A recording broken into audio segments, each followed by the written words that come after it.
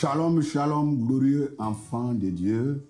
Je suis content, ravi d'être en votre présence encore une fois aujourd'hui pour notre rendez-vous quotidien. Demeurez déjà bénis et je crois que vous vous portez bien par la grâce de Dieu. Aujourd'hui encore, nous allons échanger sur un thème qui est très, très important. Je dirais même plus qu'important. Voyez-vous, le vendredi, j'avais un rendez-vous, je suis allé avec maman, mon épouse, et nous sommes allés voir notre fille spirituelle. Et en allant, nous avons marqué d'abord un arrêt, on hésitait parce que nous n'étions jamais allés là où elle habitait. Nous avons appelé, elle nous a indiqué un endroit, nous nous sommes arrêtés à l'endroit, nous avons perdu minimum 10 minutes en train d'attendre que son époux descende pour nous faire remonter là où elle était. Nous allons parler d'un thème. Pourquoi cette souffrance, pourquoi cette attente? Et là, il y avait le bébé, je la tenais dans mes mains et ce n'était pas du tout facile. Nous avons passé, comme je le disais, minimum 10 minutes à attendre.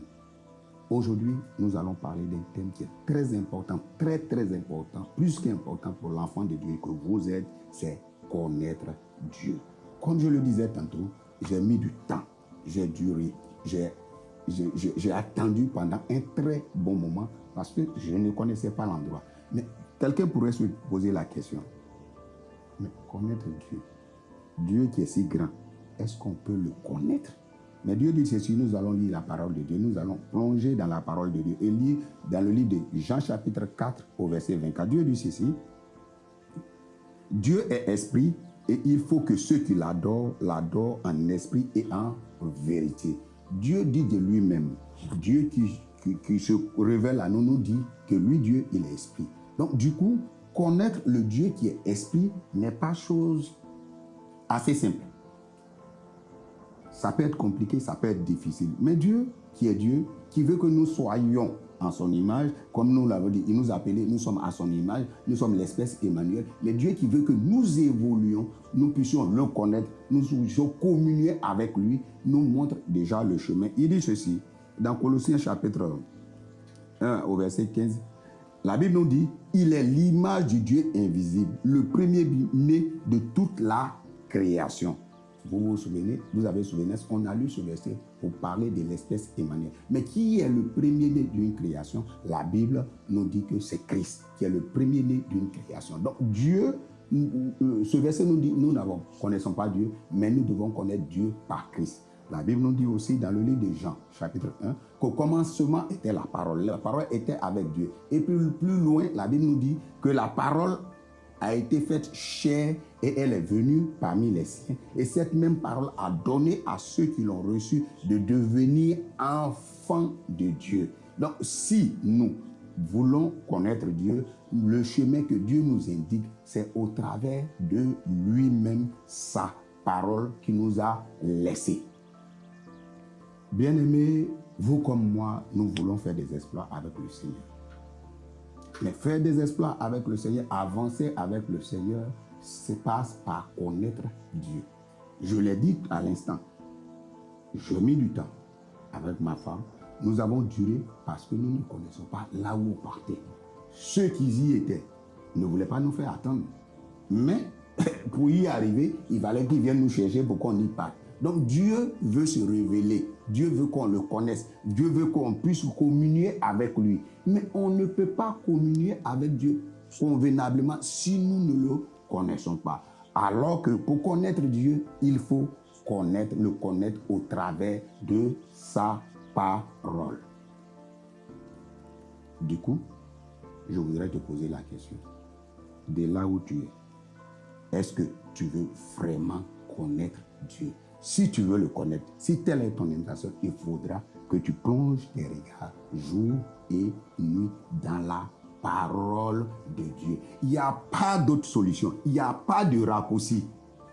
Écoutez, c'est clair, c'est ce que Dieu a prévu pour que nous puissions le connaître. Comme je l'ai dit, si je ne prenais pas un véhicule, si le mari de ma fille ne venait pas me chercher, je ne serais jamais arrivé là-bas puisque je ne connaissais pas. Et regardez tout le temps que ça a pris.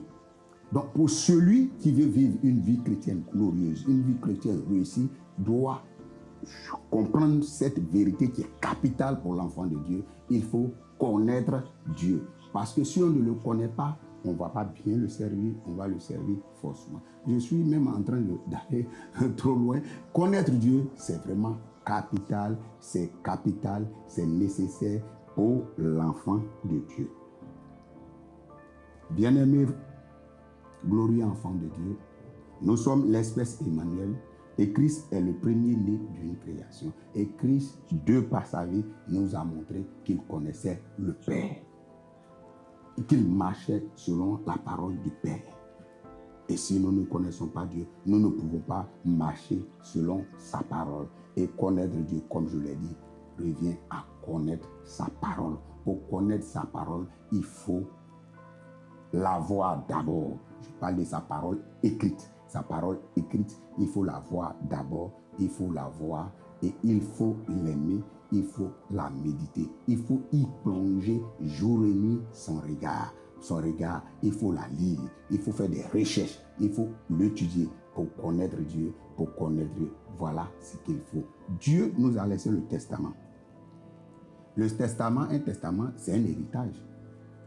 Et l'héritage, tant qu'il est avec toi, que tu ne l'ouvres pas pour sonder ce qui est dedans, tu peux être riche, mais tu vas mourir pauvre. Parce que tu ne sais pas ce qu'on t'a légué. Tu ne sais pas ce à quoi tu as droit. Tu ne connais pas ton droit, tu ne connais pas tes acquis parce que tu n'ouvres pas le testament. Donc 100 ans, tu auras le testament. 100 ans, si tu ne l'ouvres pas, tu ne peux pas en bénéficier.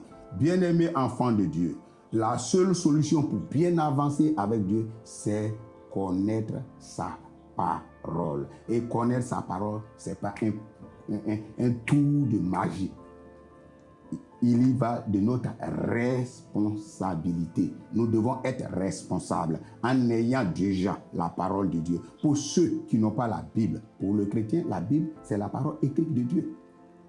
Donc, pour ceux qui n'ont pas la Bible, il va falloir que déjà vous ayez la Bible. Mieux, pour ceux qui ont les moyens, il faut avoir plusieurs versions de la Bible. Parce qu'il y a des versions que X personnes peuvent comprendre. Moi, j'ai ma soeur qui sert le Seigneur. Elle aime la version Darby. Mais la version Darby, pour moi, c'est une version dure, avec un français compliqué, mais s'il sent à l'aise. Donc, c'est ce qu'elle comprend. Donc, s'il y a des personnes comme elle, c'est pourquoi il faut avoir plusieurs versions. Parce que Dieu n'a pas plusieurs versions, on ne sait pas de quoi parle telle ou telle version. Mais déjà, c'est déjà bon commencer avec une version et j'y jeter son regard. Faire un programme personnel où nous donnons le temps de plonger notre regard dans la parole de Dieu, soit le matin, soit la nuit, soit le soir, mais avoir un programme, au moins 2 fois par jour, passer un temps d'intimité avec Dieu au travers de sa parole, en la méditant, en l'étudiant, en la sondant et en posant des questions sur ça ne va pas. Et le chrétien qui va le faire va courir beaucoup plus vite. Je me souviens, quand le Seigneur m'a pris, au début de ma conversion, 3 mois après, j'étais derrière la chair. Mais avant que je ne sois derrière la chair, j'avais quelqu'un qui m'enseignait, mais qui n'était pas tendre. Mais avec amour, il me disait ce qu'il fallait faire. Et moi aussi, j'avais le cœur parce que je voulais apprendre. Parce que pour moi, j'étais tellement en retard parce que j'avais passé beaucoup de temps hors de la présence de Dieu. Je cherchais donc à courir. Je bouffais la parole de Dieu. Je méditais jour et nuit. Et en moins de 3 mois, j'étais déjà derrière la chair en train de donner une exhortation. Bien-aimé enfant de Dieu, toi qui veux évoluer avec le Seigneur, toi qui m'écoutes présentement, je veux prier maintenant pour toi. Seigneur Dieu éternel, tes enfants connectés, tes enfants qui t'écoutent, qui veulent de façon sincère marcher avec toi. Sans ta parole, nous ne pouvons rien. Et sans ta parole, nous ne sommes rien. Tu as dit dans ta parole, tout passera, mais ta parole ne passera pas. Seigneur, de là où ils sont, que ta grâce les touche, que l'amour de ta parole inonde le cœur, que la compréhension de ta parole par le Saint-Esprit soit leur partage et que Seigneur, la grâce contenue dans ta parole, les bénédictions contenues dans ta parole soient leur partage aujourd'hui et à jamais au nom de Jésus-Christ. Amen. Shalom, shalom. Rendez-vous la semaine prochaine. Que Dieu nous garde. Partagez, likez, invitez vos amis.